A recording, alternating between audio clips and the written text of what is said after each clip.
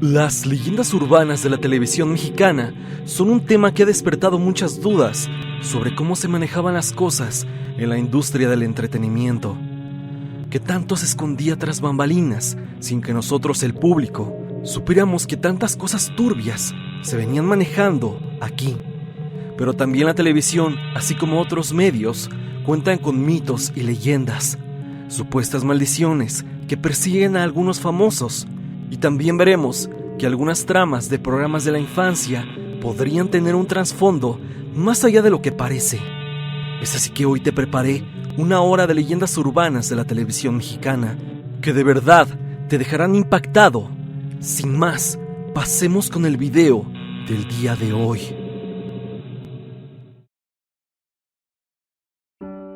El día que le dieron a comer un corazón. En la actualidad, muchos miran con escepticismo aquellas prácticas de las que tanto se hablan.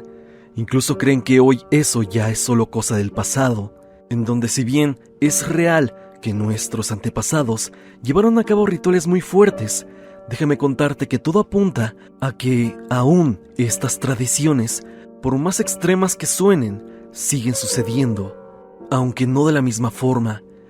Está más que claro que las diferentes industrias llevan a cabo prácticas que muchos desconocen, y para empresas mexicanas, como lo pueden ser algunas televisoras, solo por mencionarlos a ellos, tienen ciertos cabos que han logrado dar voz a cosas que nunca debieron de abordarse para el ojo público. Esta persona afirma que en las entrañas de la televisora, cosas muy oscuras pasan, desde lo más ligero que es tener una inclinación muy diferente a las religiones ya establecidas, así como actos y prácticas que a ojos del más civilizado serían actos más que aberrantes, como lo puede ser ingerir el corazón de un recién nacido. Según este artista, su vida en la televisora de San Ángel comenzó cuando conoció a la hermana de Edgar Vivar, quien le consiguió la oportunidad para interpretar a un personaje de un programa infantil. Esta persona ya venía con inclinaciones diferentes antes de entrar a la cadena televisiva. Cuando no tenía llamado en la televisión, me gustaba mucho lo oscuro. Empecé a recurrir a espiritistas, a leer sobre dianética y esoterismo para tratar de llenar el vacío que sentía. Esto era lo que comentaba este personaje. Cuando el protagonista de esta macabra historia conoció a Irma Serrano, jamás se le pasó por la cabeza la propuesta de unirse a una secta satánica. Según él, dicha secta se encontraba en los recovecos de la colonia Satélite, en la Ciudad de México. Todo parecía de película, pues al llegar al sitio podía ver lo que muchos se imaginan: pentagramas, demonios, veladoras y lo más perturbador, cuerpos de pequeños. Vuelvo a citar palabras del protagonista de esta historia.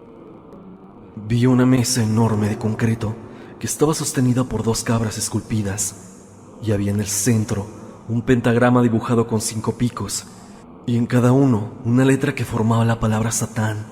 Había un grupo de personas y una muchacha con una túnica roja, y junto a ella una persona con túnica blanca que era un sumo sacerdote, y en ese momento iban a iniciarla. Le pidió que se desnudara. La amarraron de manos y de pies. Empiezan a traer animales para degollarlos, y de pronto el líquido rojo de los animales se lo vierten a aquella muchacha. Con esto dicho, no está de más decir que aquella joven había pasado ya por una práctica por demás aterradora: comerse el corazón de un bebé. Hizo eso con el pequeño, y el sumo sacerdote la tomó íntimamente. Al finalizar, él le dijo que ya ahora era esposa de Satanás. Después de esto, aquel sacerdote se acercó a quien presenciaba todo lo ocurrido y directamente le pidió leer la Biblia satánica. De acuerdo a esta persona, parte del contenido de la televisora sería de carácter satánico, de entre ellos telenovelas como El Maleficio, Lo Blanco y Lo Negro y El extraño retorno de Diana Salazar, producciones hechas por Ernesto Alonso, el cual dijo era un sacerdote de la misma índole que él. Esta persona también expone que junto a otras personalidades practicaban este tipo de religión o culto y para ello dio nombres. Esto obviamente no está confirmado y corre simplemente como un rumor.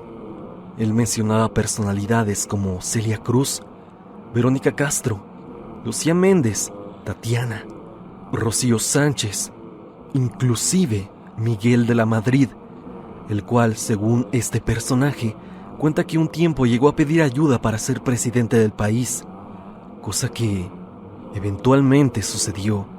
Hasta este punto, todo lo que acabas de escuchar es el testimonio vivo de lo que asegura este protagonista. Fue su perturbador hallazgo más grande dentro de la televisora mexicana, y aunque no fue del todo una sorpresa por sus gustos por el ocultismo, sí lo marcó de sobremanera tras ver la insensibilidad y lo capaces que eran de cometer algunas personas del medio artístico. Vale mucho la pena decir que este relato no es 100% confirmado y la persona que lo cuenta ha sido señalada en diferentes ocasiones como un fraude, pero queda la duda. ¿Es verdad que se trata de un farsante o simplemente algunas personas quieren hacerlo pasar como un charlatán?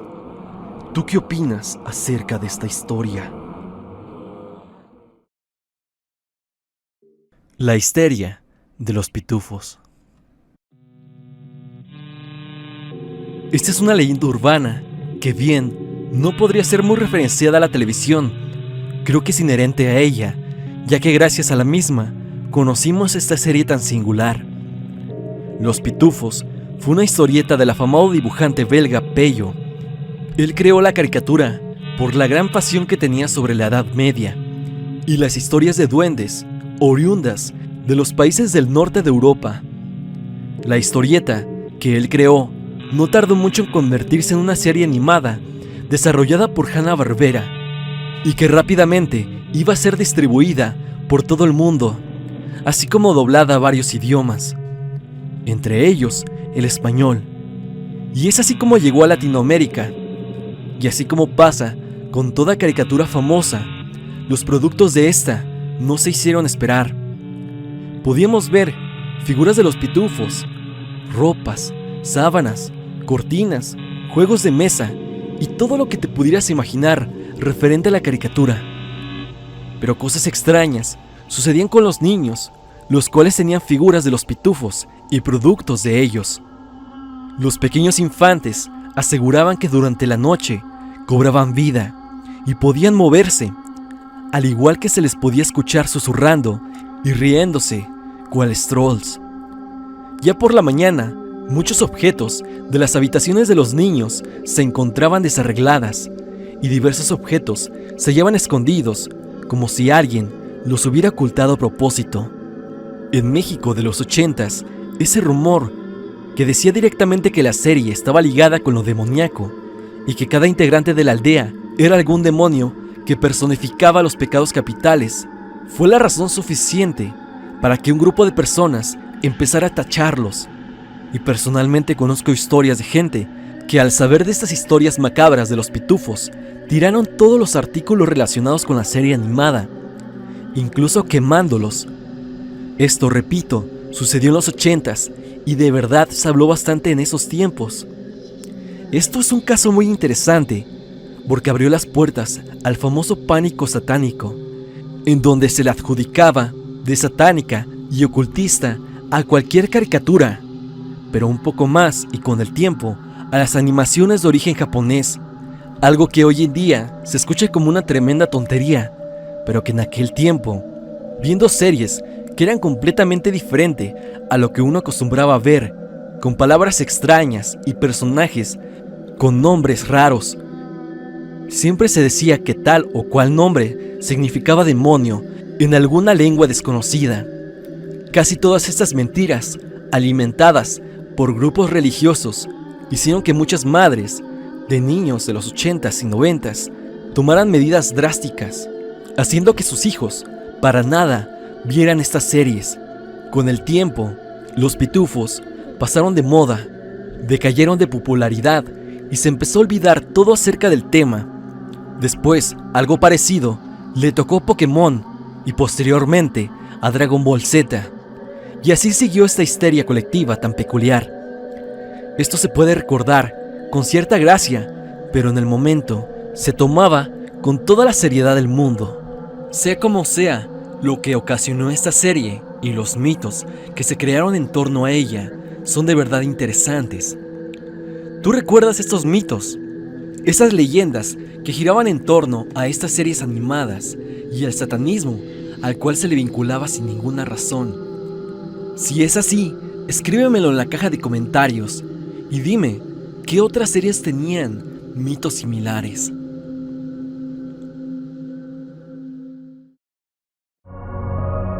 Los media mexicanos. Los videos o metrajes perdidos se han popularizado mucho en las últimas semanas, después de que varios colegas del ámbito del misterio abarcaran el asunto. Supe que era algo del interés de muchos, y era claro, tendría que hablar de ellos. Muchos de los supuestos metrajes perdidos simplemente estaban en los recuerdos de las personas, y como pasa cuando rememoras algo de hace muchos años, casi siempre se te viene a la cabeza cosas que no pasaron, o tu mente agrega detalles que jamás existieron.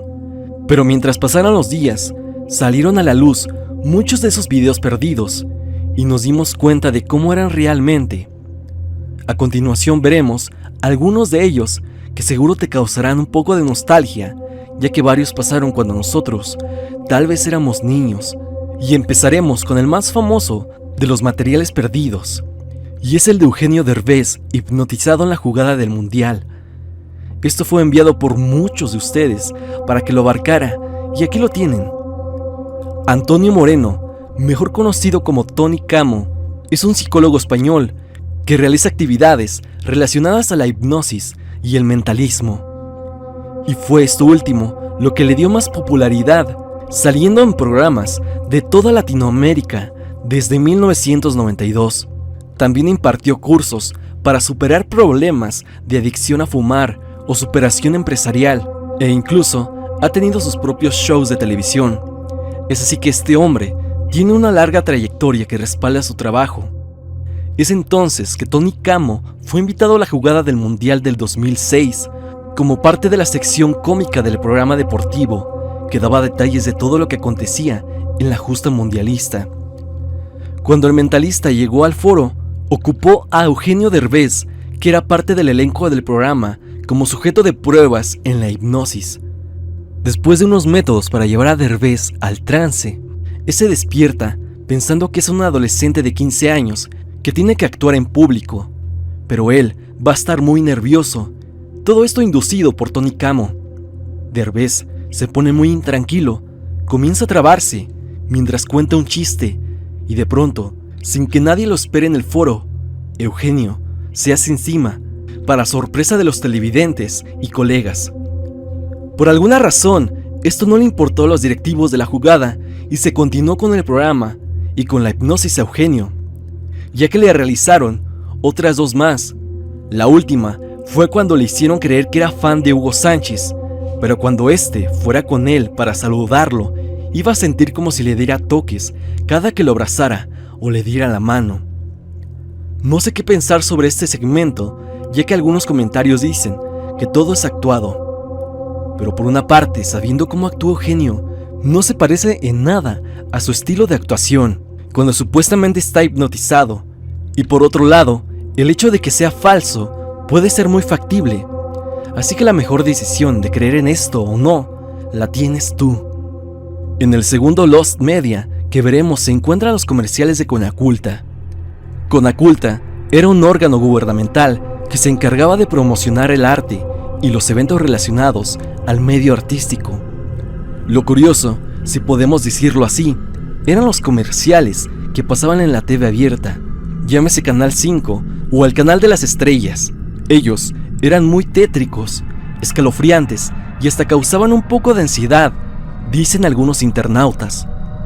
Lo curioso es que esos comerciales databan de finales de los 90s. Mucha gente lo recordaba, pero fue hace apenas un año cuando alguien en YouTube comenzó a subir los dichosos clips donde pudimos ver los comerciales que causaban un poco de incertidumbre, tanto por la mala calidad del audio como por las imágenes que podemos observar. Hay que recordar que la mayoría que veía esos comerciales eran niños en los 90, y puede que ahora no te parezca aterrador, pero para un niño, sin duda, podría ser algo incómodo. El tercero y último Lost Media es el del cibernético versus el vampiro canadiense. Este material perdido se tomó por mucho tiempo como una leyenda urbana en los círculos de los amantes de la lucha libre mexicana. Se trataba sobre un segmento de la AAA donde aparecían los luchadores antes mencionados. El vampiro citaba al cibernético en un panteón a altas horas de la noche. Este acude a él y trata de buscarlo en todo el Camposanto. Finalmente se encuentran y comienzan a luchar. El vampiro va ganando cuando llegan los camaradas del cibernético a ayudarle. Prosiguen a hacer de las suyas y finalizan con el vampiro supuestamente enterrado en el mismo cementerio. Claro, todo esto estaba totalmente actuado y premeditado, pero los fanáticos de la lucha mexicana dicen que es como un santo grial, ya que se habló muchísimo de este video. Y tengo que decir que el clip fue subido a Facebook por The Cloverfield 12. Este usuario dice que es gracias a Rob Viper el por qué podemos ver esto, ya que lo grabó el 19 de noviembre del 2005 en Tlaxcala. Este ha sido un material encontrado hace unos días, y si quieres verlo completo, el link al video en Facebook lo dejaré en la descripción para que le eches un vistazo después de ver este video. Quiero proponerles algo. Si les interesa que hable más sobre metrajes encontrados y perdidos, les propongo hacer un iceberg sobre estos, o bien mandarme información sobre otros, ya que es un tema que muchos han mencionado y a mí me parece interesante sin duda. Pasemos bien con la siguiente leyenda del día de hoy.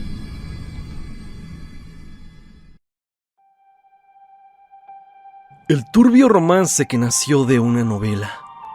Es triste que aún a día de hoy se tenga que seguir hablando de tópicos como estos, pero más que triste, es turbio ser conocedor de algo que en su tiempo se llevó en secreto y que si se conocía por algunas personas, se veía como algo normal. Todo parece de un cuento perturbador sacado de la mente común y más normal que habitan algunos personajes de Hollywood. Dicho así, lo que escucharás a continuación parece lo más tranquilo o leve, sacado de la cloaca que existe en el entretenimiento en México. Está de más hablar del enorme poder que la televisora de San Ángel tenía hace una década, pero la siguiente historia nació aún más atrás, exactamente 15 años atrás. Todo comenzó con la luz verde a un papel protagónico, a una actriz que era conocida desde pequeña en el medio. Hablo de Danna Paola, que tras un casting dio positivo para un papel protagónico en una novela mexicana, que sin duda para los directores sería un hit a nivel nacional. Todo comenzó así, y tras cada semana de filmación, cada mes de rodaje, algo muy oscuro se suscitaba en los rincones de los sets de grabación de esta novela. Resulta que había un romance que se estaba dando tras el rodaje de este programa infantil. Y bueno, muchos dirán, ¿qué importa? Solo se trata de adultos disfrutando de un buen momento, de manera grata y consentida.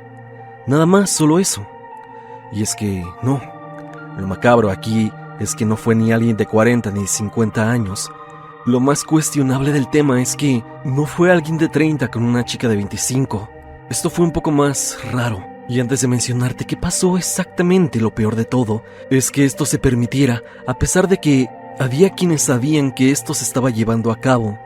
Muchos sospechaban, pero con el tiempo toda sospecha fue aclarada y se supo que en aquellos sets de filmación, una joven que no tenía mucho de llegar a la adolescencia tenía un cálido amorío con alguien. Y bueno, ¿cuál es el misterio aquí? Muchos adolescentes descubren todo esto con alguien más. Es natural. Y sí, es natural cuando su pareja si acaso le lleva 1 o 2 años. Pero la nota traspasaba todo tipo de límites. Danna Paola no estaba teniendo ningún amorío con alguien acorde a su edad, ya que la chica mantenía un romance con un joven de 22 años, con una diferencia abismal de 8 años.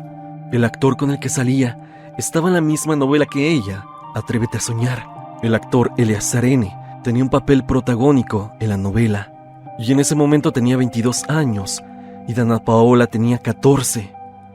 Tras este descubrimiento y el pasar de muchos años, dicho actor en la actualidad ha sido señalado y denunciado por cargos como violencia, no solo por lo que ocurrió en aquel tiempo con Dana Paola. Esto último corre como rumor, pues tal parece que este joven era malo por naturaleza y las malas lenguas dicen que este tipo mantenía prácticas sospechosas con otras mujeres. Con testimonios de exparejas como la modelo peruana Stephanie Valenzuela revelando un pasado turbio, por razones que se desconocen y tras conocer uno de sus secretos mejor guardados, Dana Paola ha optado por mantenerse en silencio, mientras que otras personas cercanas han compartido detalles turbios del romance que vivieron hace más de una década. A este punto es extraño que todos estén hablando sin tapujos de lo ocurrido.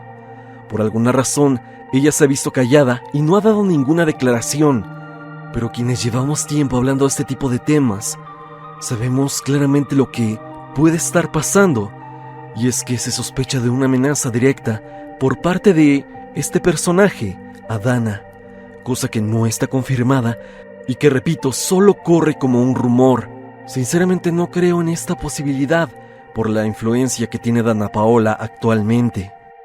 Y sobre la relación, Eleazar y Dana Paola mantuvieron su relación en privado mientras protagonizaban la telenovela juvenil de Atrévete a Soñar, dado que, aunque él tenía 22, ella aún era menor. Tenía tan solo 14, como te menciono. A lo largo de los años de noviazgo, surgieron episodios públicos que evidenciaban la tensión en su relación. Una acalorada discusión en un centro comercial al sur de la Ciudad de México se convirtió en noticia, posiblemente desencadenada por el comportamiento problemático de Eleazar. Según reportes de una revista, durante una salida de cine, Eleazar descubrió mensajes románticos de Dana Paola hacia uno de sus compañeros de la obra teatral Wicked. La confrontación fue evidente, con intercambio de insultos y reproches, aunque eventualmente lograron retomar la calma y continuar con su salida. El conflicto persistió en el estacionamiento, donde se desencadenaron fuertes palabras y rechazos antes de que finalmente lograran resolver sus diferencias y retirarse del lugar. El deterioro de la relación entre estos famosos fue rápido, con diversas versiones sobre la ruptura, incluyendo actos violentos que se le atribuyen al actor contra la cantante, supuestamente. El comunicador Horacio Villalobos incluso mencionó el papel de los padres de Dana Paola, quienes, según él, trataron de darle fin a la relación. Y aunque muchos dicen que su constante intervención parece haber contribuido a la separación, muchos creen que hay y hubo algo más que aún no se ha conocido. Bien dicen que los medios artísticos en ocasiones se copian o se inspiran en otras obras. Lamentablemente esto parece cobrar fuerza, incluso con lo turbio y oscuro que las industrias arrastran detrás de todo el éxito que han llegado a tener. Y es que tan solo hace falta ponerte en perspectiva. ¿Recuerdas cuando tenías 14 años? ¿Cómo veías a una persona de 23 o 24? Seguramente como alguien sumamente mayor, alguien por quien simplemente no tendrías un interés auténtico. Y es que aquí se suman varios factores. En primera, los productores de la serie. ¿Por qué no emparejaron a Dana Paola, una chica de 14 años, te repito, con alguien más o menos de su edad? Porque alguien que tenía 9 años más que ella. Y también los padres. ¿Cómo aprobaron esta relación? ¿O acaso ellos velaban por otros intereses y esto simplemente era para aumentar la popularidad de su hija? Esto, repito, son solo especulaciones. Y también podemos sumar el hecho de que esto fomenta y normaliza este tipo de noviazgos, los cuales está por demás decir que son incorrectos. Hace unos meses se volvió tendencia un tema, y es que en un podcast, más precisamente el de la influencer Florencia Guillot, una pareja de nombre Paulina Florencia y Mauricio Cuevas, contaban aspectos de su relación y de cómo es que se conocieron. Y este último detalle fue lo que se convirtió en polémica, porque aquí Mauricio nos hablaba de cómo él, de 28 años, empezó un romance con su actual esposa, Paulina, que en aquel entonces tenía 15 años. ¿Cuántos había años mucha tenían forma. cada uno cuando se conocieron? Ese ya en Acapulco. Ese sí lo dejamos, sé que la duda va a estar. Obviamente el tema de la edad, ¿no? La diferencia de edad. Que hay una diferencia de edad, no vamos a mencionar números. Hay una diferencia de edad importante. Yo le llevo a Pau entre 13 y 14 años. Ok. Esto está mal por donde lo veas, y está de más decir que esto es un delito en sí mismo, de nombre estupro, y que se castiga por el Código Penal mexicano, y que si es así, es porque obvio que hay una especie de manipulación. Esto obviamente por la diferencia de edades. Según lo estipulado en la ley, esta dicta que, en muchos casos, el delito exige que se haya aprovechado de la inmadurez de la víctima. Se diferencia de la violación por el hecho de que no hay violencia contra la víctima y que la víctima manifiesta su consentimiento para el acto. Lo pasado con Paulina Florencia fue todo un caso, y es que obviamente está mal. Lo sorprendente en el caso de Dana Paola es que esto lo vivimos cuando la mayoría de nosotros éramos chicos, y seguramente algunos de ustedes sabía del romance y se tomaba con mucha naturalidad. Tanto el conocimiento de los padres, así como el de la televisora y el de sus allegados, hace que nos cuestionemos ¿por qué no hacían nada? Cosas similares han pasado antes en la televisora. Pero dime, ¿tú qué opinas acerca de este caso? Lo que yo creo es que esto pasó muchas veces en San Ángel, pero pocas ocasiones se supo. Antes este tipo de cosas no eran tan mal vistas, pero hay que decir que estos casos son de preocuparse y que no deben ser pasados por alto, porque nos podemos encontrar con desenlaces para nada agradables. Sin más, pasemos con el siguiente puesto del video.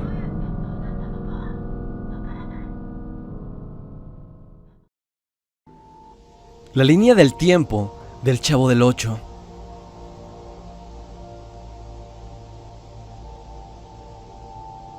El Chavo del Ocho es y seguirá siendo una constante en la serie de leyendas urbanas de la televisión mexicana, y la respuesta es obvia. Es un show sumamente famoso y que, a pesar de tener ya casi 50 años existiendo, sigue dando de qué hablar. Mucha gente, al tener esta serie como su favorita, se han dado cuenta de cosas bastante curiosas, así como escabrosas, que giran en torno al show. Una de las más raras que guarda el show, no solo del Chavo del Ocho, sino de todas las series de Chespirito, es que todas ellas forman parte de un solo universo. Sí, así como si se tratara de una película moderna. Cada show se une con los otros de manera sumamente inteligente, y si bien en los 70s no era una idea innovadora, porque genios como Lovecraft ya habían hecho cosas similares en la literatura, con Chespirito es especialmente interesante porque jamás se menciona esto. El Chavo del Ocho juega una línea del tiempo con los otros personajes de Roberto Gómez Bolaños, ya que se dice que todos ellos son la misma persona. Así es, el Chavo, el Chapulín Colorado, Chaparrón Bonaparte, el Doctor Chapatín y Vicente Champón son la misma persona en diferentes etapas de su vida. La teoría es sumamente interesante y sonó mucho hace unos años. El Chavo del Ocho se ha dicho que era un hijo de un matrimonio rico. Desde muy pequeño su padre perdió la vida a manos de un criminal y su madre se hizo cargo de él, pero tenía que trabajar día y noche. Es por eso que dejaba al pobre Chavo en un orfanato. No sabemos por qué razón su madre ya no volvió por él, pero el Chavo decide escapar, y es así que después de vagar mucho en la calle, finalmente encuentra la vecindad. Ahí, gracias al dueño de la vecindad, es decir, el señor Barriga, logra darle un cuarto pequeño para que se quede a vivir ahí. Ese cuarto tiene el número 8. Ahí podemos ver todas las aventuras que ya conocemos acerca del Chavo y la vecindad.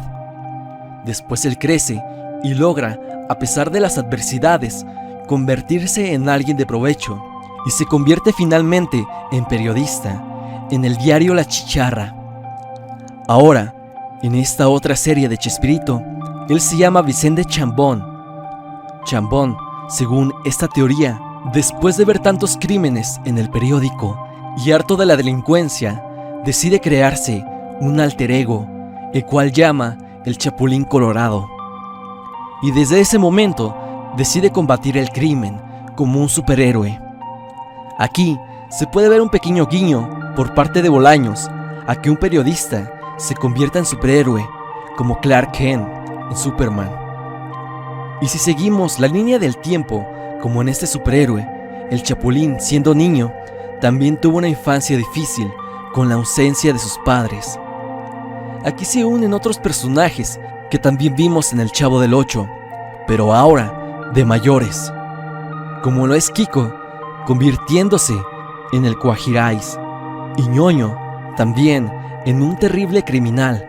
El Chapulín creó armas como el Chipote Chillón y la Chicharra Paralizadora, inspiradas supuestamente en los problemas que tenía el Chapulín cuando era niño, problemas de movimiento como la chiripiorca, y la Chicharra inspirada en el diario donde trabajaba antes. Otro invento que no conté fue la Chiquitolina, la cual supuestamente esta teoría hizo mella en él, en su salud y en su cuerpo.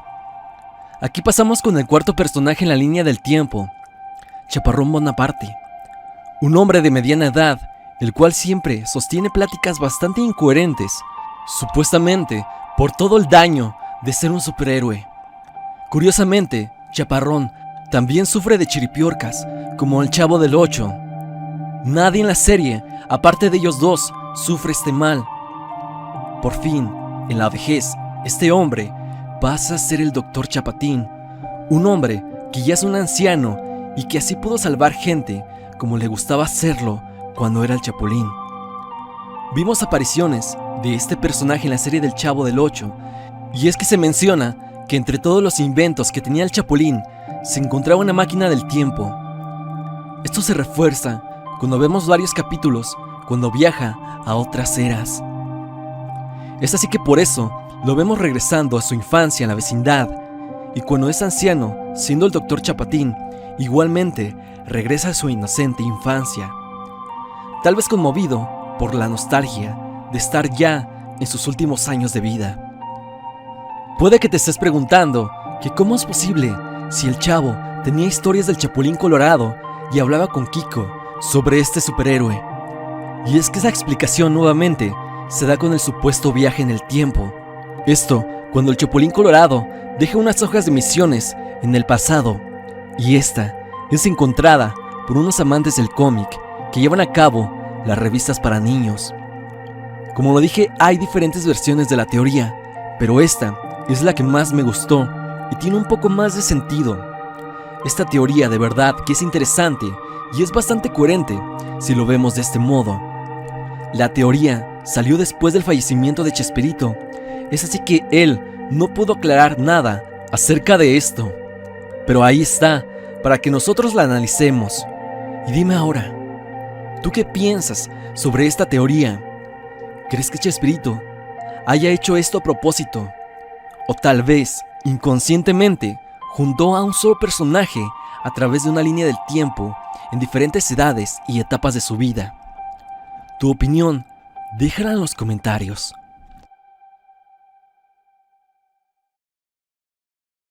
El caso de Paulette Guevara.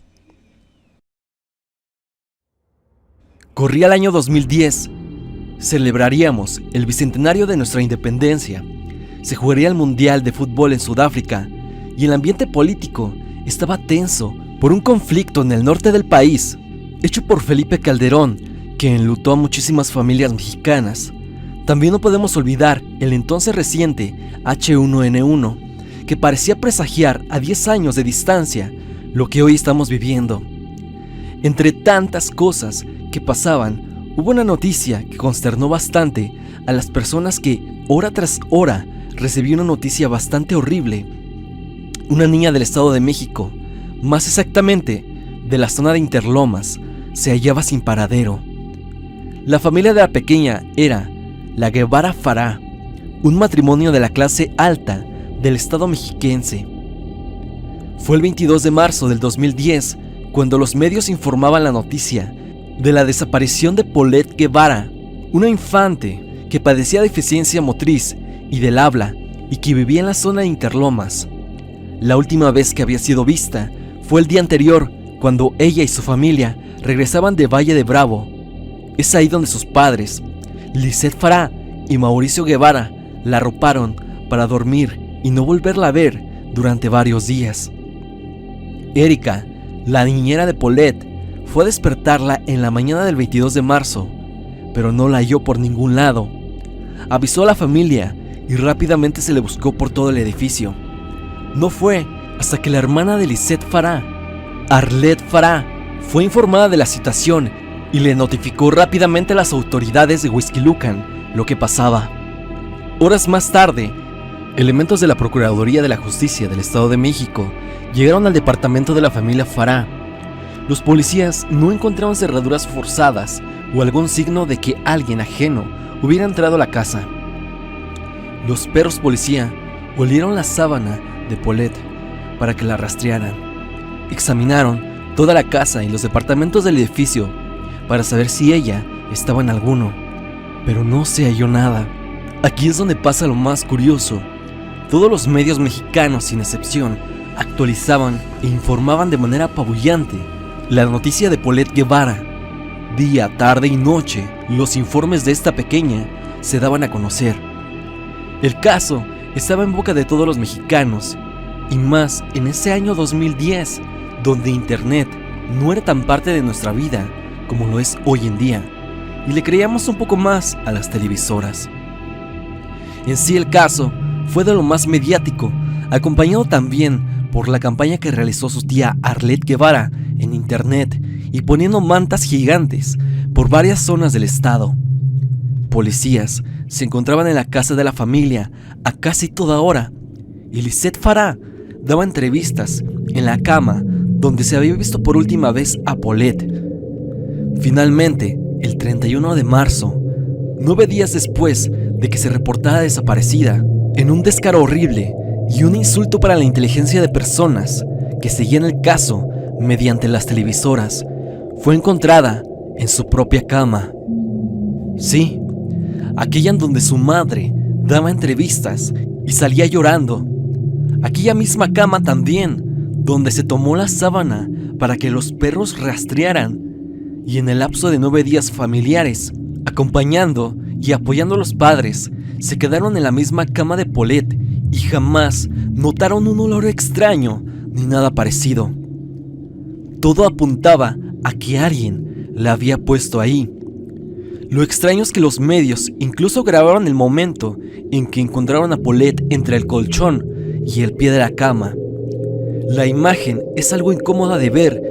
Obviamente yo no te mostraré el fragmento, pero tú puedes buscarlo en YouTube. Aquí es donde se pone todo de verdad extraño, porque es totalmente ilógico el hallazgo de la niña. Tantas personas, 50 oficiales acudiendo a la casa a diario, las nanas haciendo el aseo del cuarto, y nadie notó un olor desagradable.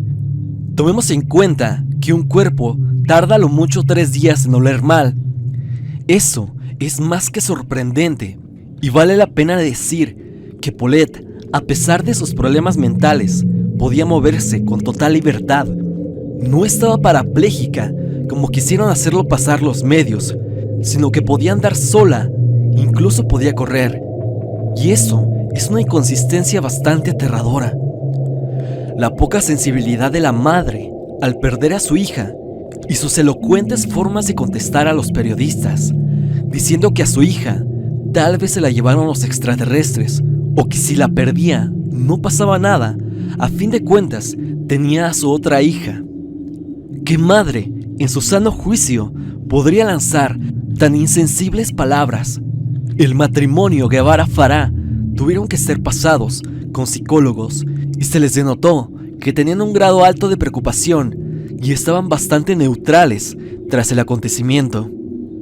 Se dice entonces que ellos tuvieron que ver con el fallecimiento de Paulette de forma muy directa.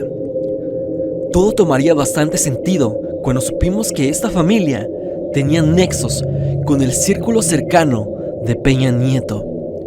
Enrique Peña Nieto en el 2010 era gobernador del Estado de México. Por eso mismo se menciona que Peña ayudó a la familia Guevara para salir de un problema que con las pruebas que ellos tenían iban a salir, obviamente, como culpables. El procurador Alberto Vaz Vaz renunció a su puesto después de decir varias veces que el caso no se trataba de una desaparición, sino de que alguien había acabado con Paulette. Él dejó el puesto por presión de Peña, pero al parecer le regresó un favor al darle un buen puesto cuando Peña Nieto llegó a la presidencia. El caso está manchado de corrupción, nepotismo y engaños, y lo curioso es ver cómo los medios hicieron que esto se convirtiera en un circo mediático. Y como pasa siempre, tuvo que pasar algo malo a una familia rica para que autoridades pusieran atención al tema. Paulette Guevara Farah finalmente fue sepultada en el Panteón Francés de la Ciudad de México para ser sacada en el 2017, y sus restos fueron incinerados. Se habla que se llevó a cabo esto para borrar evidencias si se llegara a reabrir el caso. Como verás, el tema de Paulette es más que amplio y traté de resumirlo remarcando los puntos más importantes, aunque hay más inconsistencias que no remarqué y que son de verdad increíbles. La televisión sin duda tuvo mucho que ver en esto, y es por estas circunstancias y por la mayoría de ustedes que querían que hablara del tema que aquí se los traigo. Pónganme en la caja de comentarios qué otras cosas y datos conocen ustedes acerca del caso de Paulette Guevara. Escríbanlo en los comentarios.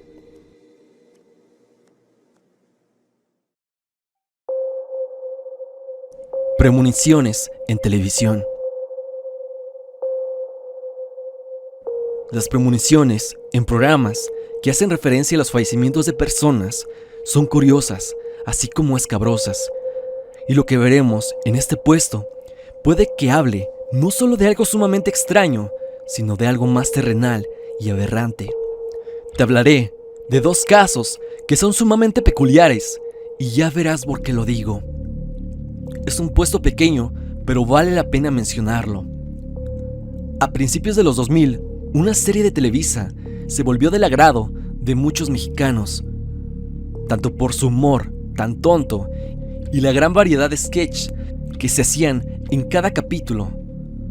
Uno de los más queridos comediantes que salían en el programa de la hora pico era sin dudas Miguel Galván, no solo porque parecía ser un tipo muy bonachón, sino que por comentarios de sus compañeros nos dábamos cuenta que era una buena persona.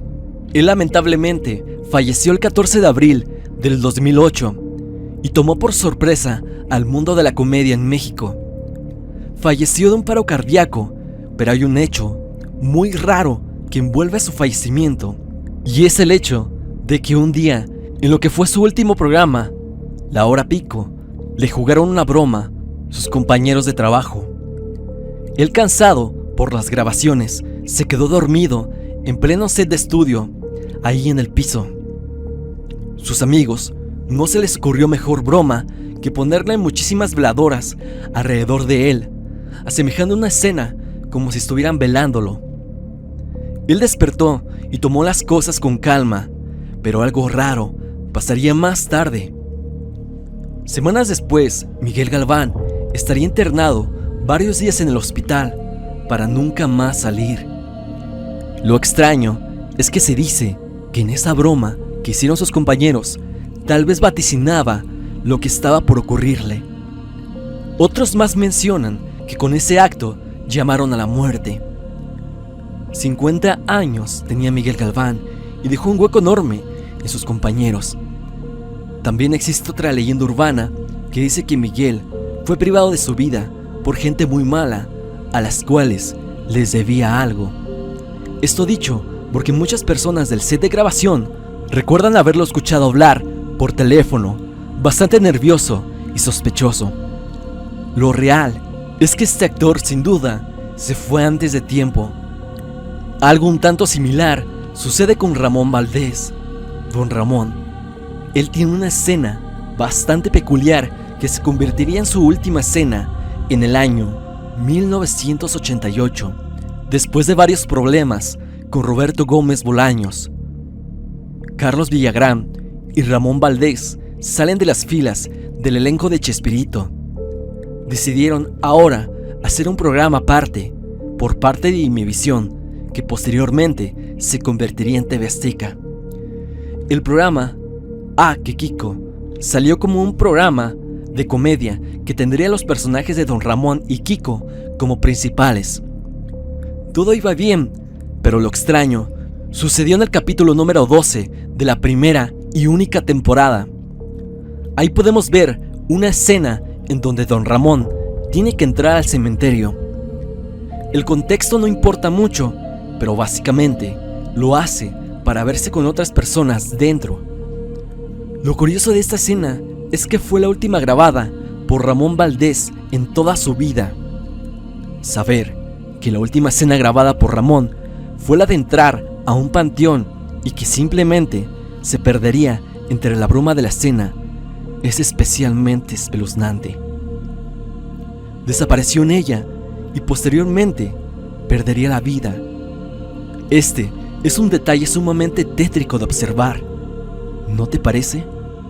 Las premoniciones son de verdad escabrosas y a pesar de que ya se podía intuir el fallecimiento de estos actores, es raro de observar este tipo de cosas. En este puesto se podrían agregar otros casos similares que seguro existen. Si tú conoces alguno, colócalo en los comentarios y también dime qué piensas sobre este tema, que es más que peculiar. Pasemos con la siguiente leyenda urbana. Teorías de programas mexicanos. El suegro de Ludovico. Se dice que hay una tipo maldición que ronda a este programa de televisión. No sabemos si se podría tratar de una simple coincidencia o de verdad hay algo por lo menos peculiar en esto. Y es que se dice que el personaje del suegro de Ludovico está maldito, que cualquier actor que lo quiera interpretar estará destinado a pagar con su vida. Esta teoría nació junto con otra de la que te hablaré más adelante. El primer actor en dar vida al abuelo Lauro fue Sergio Ramos, el Comanche, que falleció en el 2004 por una insuficiencia renal. Lo curioso fue que el último papel de este hombre fue el del abuelo de la familia, y a pesar de que era una persona mayor, su fallecimiento tomó por sorpresa el mundo del espectáculo. Uno pensaría que después de la pérdida de Sergio Ramos, el papel del abuelo quedaría en el olvido, pero no fue así, ya que en la temporada 3, nuevamente introdujeron al personaje a la serie, pero en esta ocasión con el actor Carlos Cobos. Curiosamente, y sin que nadie lo esperara, este actor perdió la vida por una enfermedad respiratoria, ese mismo año que interpretaba al abuelo. Carlos Cobos y el Comanche perdieron la vida, los dos, en el mismo mes de junio, solo que con 8 años de diferencia. Primero, Sergio Ramos se fue en el 2004 y Carlos Cobos en el 2012. Esto se ha tratado en los medios como una supuesta maldición. Igual se podría tratar de una coincidencia muy desafortunada, que exactamente esos dos actores perdieran la vida mientras actuaban como el abuelo. Tú decides qué pensar sobre esta supuesta maldición. La siguiente teoría igualmente habla sobre la familia Peluche, y es que hay una teoría que reza que el personaje Ludovico había fallecido desde el primer episodio, o más bien, que nunca estuvo vivo. Esto nace cuando vemos el primer capítulo de la serie, en donde Ludovico se filma a sí mismo presentándose ante la cámara y habla sobre su familia, pero en tiempo pasado. Hola, mi nombre es Ludovico Peluche. Si están viendo este video es porque yo ya he muerto, o porque la metiche de mi esposa Federica la encontró esculcando a mis cajones. Es entonces que se ha hablado que la serie en sí no es más que un montón de flashbacks de nuestro protagonista Ludovico, que realmente se encuentra sin vida. Esto se refuerza cuando en el último episodio de la serie, él sufre un paro cardíaco después de ver un partido de fútbol. Él se va al cielo y hace un pacto con Dios, revivirlo y darle 12 horas de vida antes de regresar al paraíso. Al final del episodio, Dios tira un volado para ver si él se queda en el cielo o regresa a la tierra. Pero esa decisión jamás se vio en pantalla y dejaron al público con esa duda. Hay personas que creen que es cierto y que todo lo que pudimos ver tan solo fueron recuerdos de Ludovico. Una teoría un tanto rebuscada, pero que igual no puede descartarse del todo. Muchos de ustedes me pidieron hablar sobre esta leyenda y aquí la tienen. Agradezco sus aportes, ya que así nutren bastante esta sección. Finalmente, ya hablando de Derbez, hablaré sobre la leyenda que ronda a su antiguo programa de televisión, de donde nació la familia Peluche, y esta es XH Derbez, programa de comedia donde podíamos ver diversos sketches donde Eugenio Derbez interpretaba a muchos personajes. Se habla que este show se ocupó para cubrir muchos asesinatos en Televisa. La teoría no habla concretamente con qué propósito alguien estaba terminando la vida de otras personas, sino que simplemente se habla de este hecho. Aunque viendo el año en que salió el show, es decir, en el 2002, y finalizó transmisiones en el 2004, durante ese periodo de 2 años, no hay ni una serie de personas que hayan desaparecido en misteriosas circunstancias, como lo afirma la leyenda urbana. Y esta misma salió de un iceberg conspiranoico, donde venían muchas leyendas y teorías de conspiración de la televisión mexicana, en donde la gran mayoría de ellas son chistes o inventos sin ninguna referencia con la realidad. Es así que esta leyenda podría ser descartada no solo como real, sino tampoco como una teoría de conspiración. El actual fracaso de Televisa. Todo aquel que viva en este país lo conoce. Fue la infancia de muchos. Tuvo programas memorables que recordamos con mucho cariño, pero lamentablemente, y como todos lo saben, todo lo bueno tiene su contraparte mala y oscura. Este es el caso de la televisora de San Ángel. Esta televisora se ha visto envuelta en polémicas de todo tipo, desde escándalos mediáticos que solo a las señoras les interesa, llámese chismes de farándula, hasta secretos que con el tiempo han despertado intriga y terror por lo monstruosamente poderosa que llegó a ser en sus tiempos más exitosos. Últimamente, lo que todos conocemos como una empresa que está en declive total continuo, no hace más que tirar a la basura todo lo que con esfuerzos y mucho trabajo logró. Muchos creen erróneamente que el declive repentino de una cadena de televisión o su bancarrota se produce de manera súbita. Sin embargo, el fracaso y la quiebra son procesos que se desarrollan gradualmente y tienen diversas causas. Cuando una empresa no logra alcanzar sus objetivos de inversión y carece de fondos suficientes para cubrir sus gastos, no implica necesariamente que todo se desmorone de la noche a la mañana.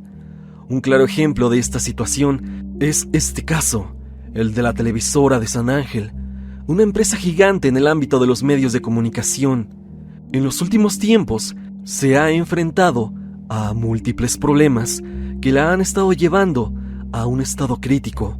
Una de las principales razones de su declive es la reducción de los ingresos gubernamentales, esto desde el año 2019.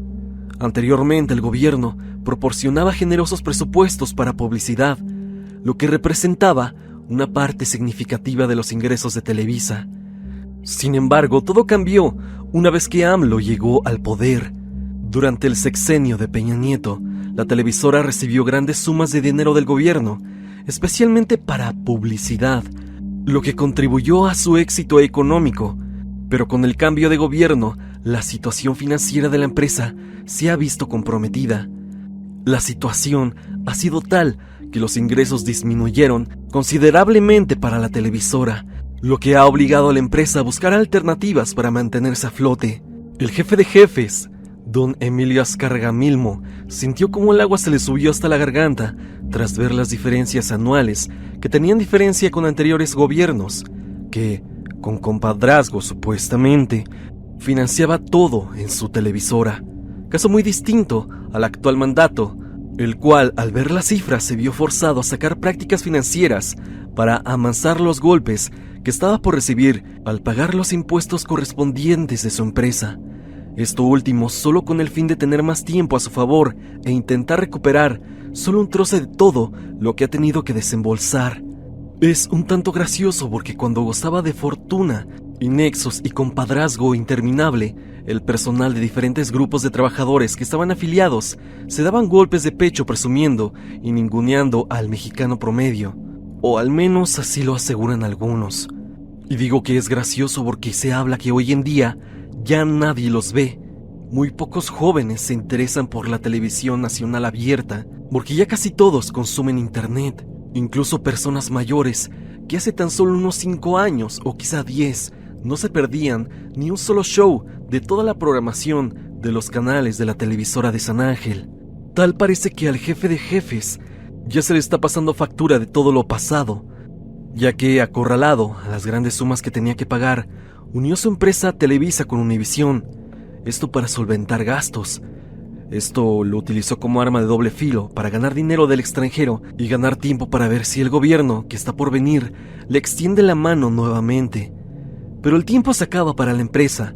Al reloj de arena ya solo le queda muy poco para que la empresa llegue a la quiebra si no encuentra personal que quiera financiar la multinacional. Pero un tiempo considerable ya pasó y la situación en Televisa no mejoró como se esperaba. La falta de inversión adecuadas y el contenido que no llama la atención de nadie han contribuido al declive de la televisora. Estamos en el nuevo año 2024 y lo único que vemos para lo que en su tiempo era un gigante es solo las cenizas de este. La gran televisora en México tiene años viéndose las duras con las nuevas tendencias y ninguna de ellas supo adaptarse. Añadido a esto las plataformas de streaming, desde los servicios de películas como lo pueden ser Netflix, HBO Max, Prime Video, entre otros, están dejando a Televisa en el olvido. Y si crees que ya fue lo suficiente para acabar con la compañía, tienes la competencia en rating de los nuevos talentos, desde personas que de la nada se convierten en personalidades en TikTok, los youtubers que aún se mantienen a flote hoy en día y el éxito de las transmisiones en vivo, los cuales en los últimos años, y sobre todo en el 2020 con el confinamiento, han tenido un increíble número de espectadores nuevos en muchos canales de habla hispana. La televisora se encuentra actualmente en una situación crítica. La reciente alza en el valor de las acciones, debido a nuevas empresas y acuerdos, no ha sido suficiente para revertir su declive. La empresa está en una fase de reestructuración y enfrenta un futuro incierto en el mercado mediático, cada vez más complicado ya que cualquiera hoy en día puede agarrar su celular, una cámara, crear contenido y hacerse viral. Claramente, si 2024 aún siguiera con la imposición de la TV como medio de comunicación predominante, otra cosa sería la empresa. Pero hoy en día que el Internet es más que accesible para muchas personas y las redes gozan aún de éxito, veo más que difícil que Televisa logre algo con sus contenidos anticuados y repetitivos. Lo único seguro es el final de la televisora y sin temor a equivocarme, está muy cerca. ¿Ustedes qué opinan de este puesto? La maldición de los 28. Esta leyenda urbana fue compartida por ustedes y es de verdad interesante, y cabe aclarar que fue creada por varios usuarios en Twitter que fueron uniendo piezas y coincidencias de varios famosos. Esta maldición, como la han llamado muchos medios, es parecida a la del Club de los 27, donde músicos fallecen a la edad de los 27 años, solo que esta se llama la maldición de los 28 porque varios famosos de verdad importantes que dejaron este mundo lo hicieron en un día 28 de cualquier mes. Con la reciente partida de Manuel el Loco Valdés, varios usuarios en Twitter notaron que había un patrón entre varias estrellas del espectáculo mexicano. Había algo que se repetía, y era el día en que dejaron este mundo. el día 28. Ponían ejemplos como Juan Gabriel, que partió el 28 de agosto del 2016, José José, el 28 de septiembre del 2019, Chespirito, el 28 de noviembre del 2014, y finalmente, Manuel el Loco Valdés, el 28 de agosto del 2020. Todos ellos, como ya lo viste, se fueron un día 28, cada uno de ellos resaltando sus diferentes carreras y áreas. Lo que expone, según esta teoría, es que ellos, a diferencia del Club de los 27, fallecen de causas naturales y ya de mayores. Si bien tal vez haya famosos mexicanos que perdieron la vida un 28, estos son los más famosos e importantes. Veremos más adelante en el futuro si alguien más se añade a esta supuesta maldición de los días 28 de cada mes. Ahora dime, ¿tú ya conocías estas leyendas urbanas? En especial esta última. Si es así, ponme en los comentarios qué piensas de ellas. Y ya sabes, si tienes alguna otra leyenda, házmela saber en los comentarios.